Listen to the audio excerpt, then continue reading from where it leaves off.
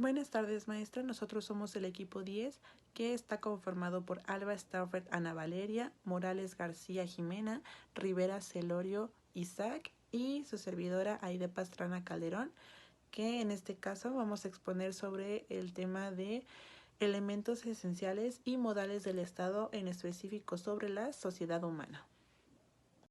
Bueno, yo les voy a hablar acerca de la sociedad humana.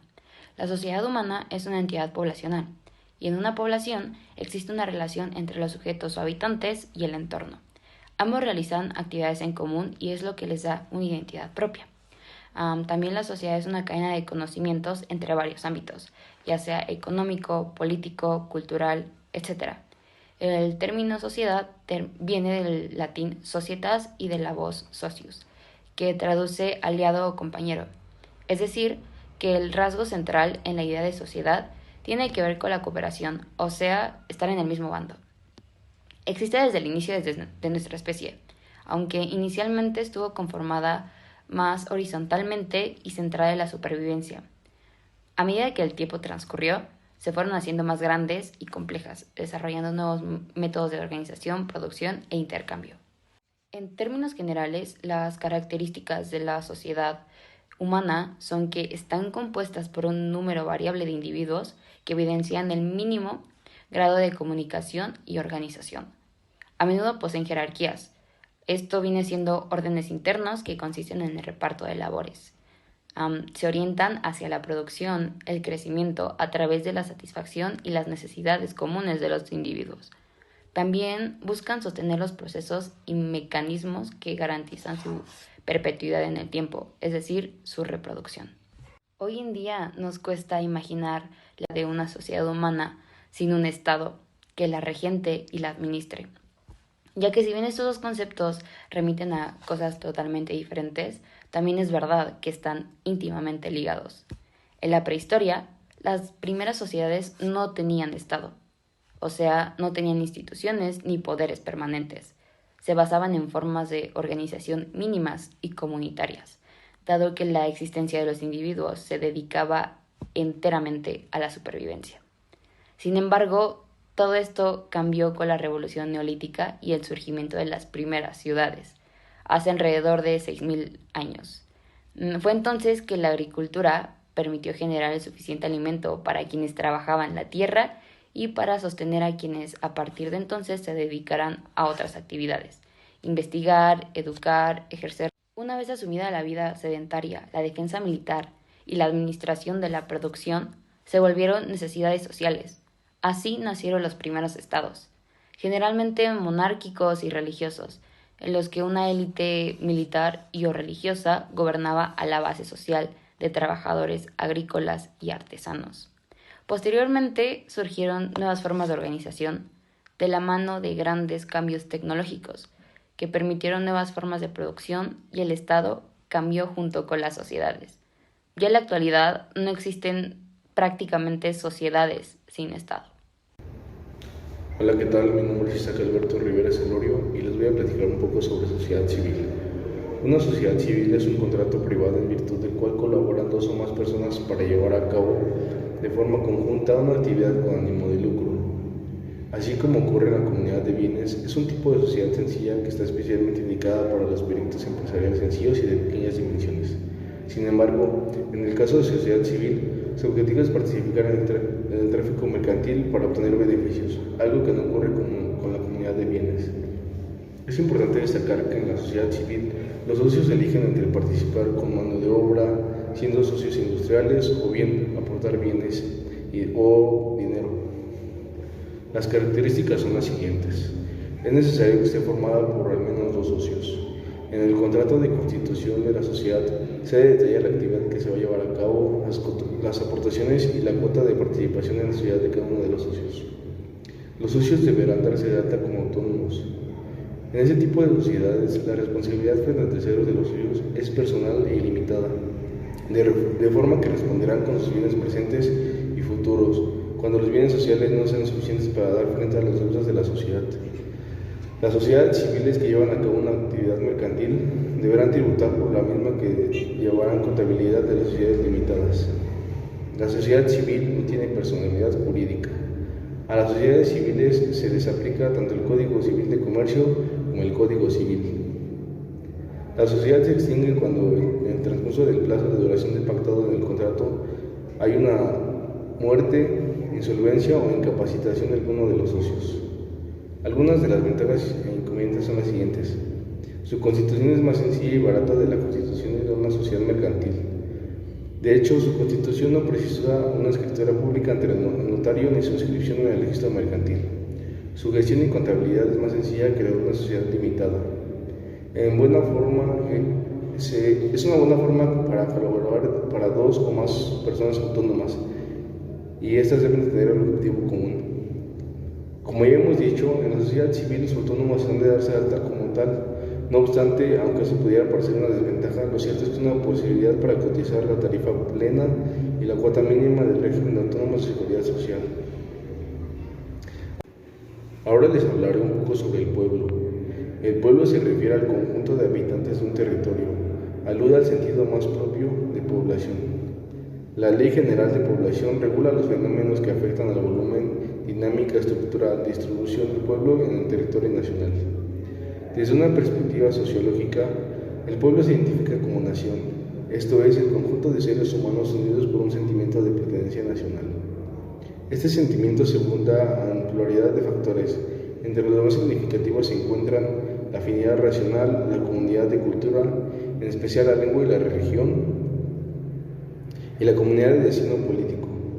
Una comunidad nacional es el resultado de una larga y compleja revolución histórica y social, en la que ninguno de los elementos mencionados puede constituirla por sí solo, dada la dificultad de determinar relevancia específica en esos elementos. Ahora les voy a hablar sobre el concepto de patria. Patria quiere decir la tierra a la cual se siente ligada una persona por motivos jurídicos, culturales, históricos o afectivos, bien por haber nacido en ella o por haberla adoptado como patria por elección personal.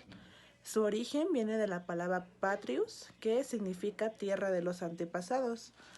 Puede que sea por orden afectivo o de sangre, porque es el lugar al que también pertenece, puede ser la familia del individuo. También tiene que ver con qué es el espacio geográfico al que una persona se sienta ligada. Esto quiere decir su pueblo, su tierra, su región, su país o su nación. Todo esto con ello a la que la persona se siente ligada. Se involucra con fines políticos para exaltar el sentido de pertenencia de la colectividad. También implica un conjunto de códigos culturales con los cuales identificarse, por ejemplo, símbolos patrios, esto quiere decir la bandera, el himno nacional, etc. Ahora les voy a hablar sobre el concepto de nación. Nación viene del latín natio o nationis, que quiere decir nacimiento o raza. La nación es un conjunto de personas que comparten una serie de elementos como la historia, la lengua, el territorio, la cultura y la etnia. Se agrupan formando un estado, región u otra fórmula que representa su soberanía. Desde un punto de vista de la ciencia política, existen dos puntos de vista, en este caso una tradición francesa y otra alemana. La francesa es según Sieyès, que es un teórico de la Revolución Francesa. Él dice que todas aquellas personas que manifiestan la intención de convivir bajo una misma comunidad política sin importar diferencias culturales, lingüísticas, religiosas o étnicas. Esa es la tradición francesa. Y la tradición alemana es según el autor Herder o Fichte, que son aquellas que comparten una serie de elementos como la etnia, el folclore, la mitología, la cultura, etc. Porque compartir, en este caso, estos rasgos supone un alma colectiva. En este caso, la primera sería todo aquel que quiera formar parte de una nación, el que quiere, que sería la tradición francesa. Y la tradición alemana quiere decir que todos los que comparten rasgos son los que son consideradas una nación. Entonces, la francesa, todo aquel.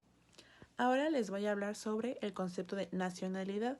Nacionalidad es un vínculo jurídico y de pertenencia entre una persona y un Estado. En este caso implica derechos y obligaciones de forma recíproca, que en este caso sería de la persona al Estado y del Estado a la persona. Tiene que existir una relación de derechos y obligaciones. Por ejemplo, el pago de impuestos y como beneficio recibe servicios públicos, por ejemplo, de seguridad, de justicia, que se puede ver desde un punto de vista jurídico, pero también sociológico. Esto no significa que únicamente esté obligada a seguir leyes, sino que también tiene que ser su identidad como persona, el cual implica una relación como relación histórica, tradiciones en general y la forma de vivir en un territorio. Ahora vamos a tocar el pequeño tema que cuál es la diferencia entre nacionalidad y ciudadanía, porque muchas veces se llega a confundir esta parte de cuál es cuál. La nacionalidad tú en sí la adquieres desde que naces. Tú desde que naces tienes derecho a adquirir una nacionalidad que normalmente, como hemos visto anteriormente, es donde tú naces o la familia ha pertenecido. En este caso, por ejemplo, todos, la mayoría donde nacen es la nacionalidad que adquieren. Aquí la diferencia únicamente sería que la ciudadanía tú la adquieres a la mayoría de edad, en este caso en México a los 18 años. Entonces, nacionalidad sería a partir desde que naces, que te es adquirida, y la ciudadanía sería a partir de la mayoría de edad. Esto también se vincula mucho con la capacidad de goce y la capacidad de ejercicio, que tú cuando naces en sí tú tienes la capacidad de gozar de tus derechos, que igual los tienes desde que naces, pero la capacidad de ejercicio, de ejercer esos derechos y aplicarlos en sí también sería a la mayoría de edad, que también sería cuando tienes aplicada una ciudadanía. Territorio. La palabra territorio proviene del latín de dos palabras, de terra y torium, las cuales juntas significan tierra que pertenece a alguien. El territorio lo podemos definir como la parte del mundo que va a pertenecer a una nación, en donde va a ser fundamental para el Estado, claramente, y el Estado va a ser fundamental para el territorio, porque si no, no puede existir el otro. Existen dos ámbitos, el positivo y el negativo. En el ámbito positivo, pues, nos vamos a referir a todo lo que son, pues, el asiento físico de la población, de la fuente fundamental de recursos naturales y también, pues, de el espacio geográfico donde va a tener vigor jurídico esta nación.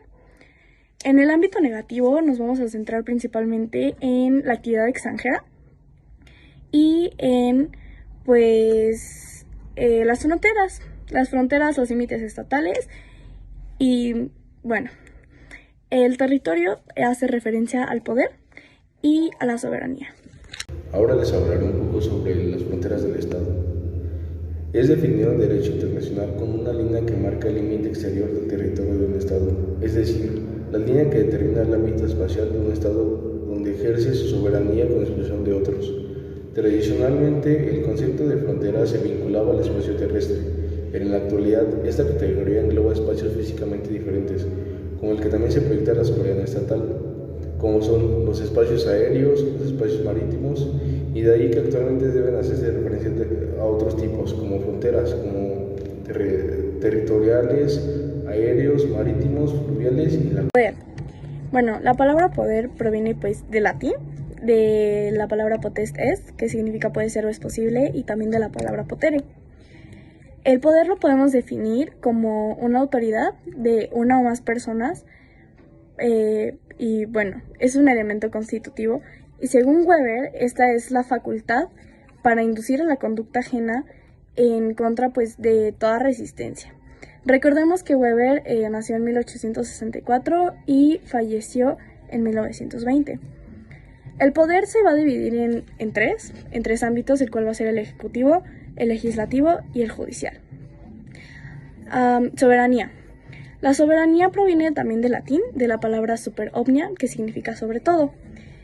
Se refiere a un ejercicio de autoridad en cierto territorio y pues la soberanía recae en el pueblo.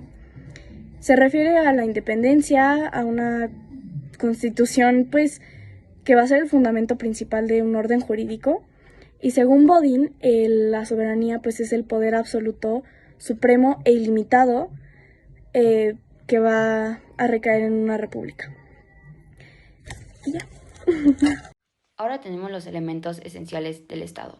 Para la mayoría de los autores, los principales elementos son territorio, población y gobierno, aunque hay algunos que añaden derecho. Pero bueno, la población se refiere a la suma total de individuos que habitan en determinado territorio. El territorio se refiere al espacio que ocupa un lugar en los cosmos que suele estar delimitado o seccionado para una mejor organización y distribución de la población. Después tenemos el poder, que se refiere a un poder social que se enfoca en controlar, regular o sistemizar la actuación de las y los individuos para dominar ciertos sectores sociales. Por último, como había mencionado, hay algunos que meten el derecho como elemento esencial del Estado. Y a esto se refiere al modo o subsistema de control social para perpetuar las actuaciones de... La palabra ciudadanía proviene del latín, de la palabra civitas, que significa ciudad. La ciudadanía realmente es un término que proviene desde la Grecia antigua, pero no se acuñó hasta el teórico inglés Thomas Humphrey Marshall, el cual nació en 1893 y falleció en 1981. La ciudadanía la podemos definir como un conjunto de derechos y obligaciones por los cuales un ciudadano pues está sujeto en su relación con la sociedad en la que vive. Es decir que pues este va a estar como ligado a sus derechos políticos porque pues va a tener la capacidad de intervenir ya sea directa o indirectamente en asuntos estatales. Para tener ciudadanía es necesario que tengamos nacionalidad. Dentro del término nacionalidad, la ciudadanía se va a referir a las reglas que permiten al país aceptar a alguien como un nacional. La ciudadanía se desarrolla en 3 ámbitos, el cual es el político, social y el civil. Así como la ciudadanía permite la inclusión de derechos, también los excluye. El orden jurídico. El orden jurídico es el conjunto del derecho de una sociedad, es decir, es el conjunto de normas jurídicas que rigen en un lugar determinado, en una época concreta.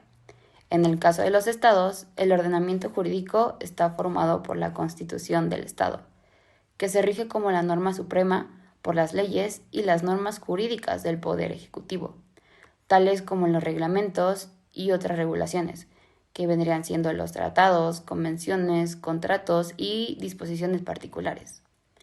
Bien, no se debe confundir el ordenamiento jurídico con el orden jurídico, que se concibe como el conjunto de normas que rigen una determinada área del ordenamiento jurídico. La relación entre conceptos es de género a especie. Ahora les hablaré un poco sobre la teoría de la personalidad jurídica. La personalidad jurídica no es más que la atribución por el ordenamiento jurídico a través de un acto jurídico de derechos y obligaciones a sujetos diversos de los seres humanos, circunstancia que nos permite afirmar que las personas jurídicas son un producto del derecho y solo existen a razón de él. Sin su reconocimiento nunca tendrán personalidad moral o corpórea. Son el producto abstracto del derecho que permite a comunidades jurídicamente organizadas cumplir los objetivos trazados por sus miembros. La personalidad jurídica, pues, no coincide necesariamente con el espacio de la persona física, sino que es más amplio y permite actuación en plena de validez jurídica.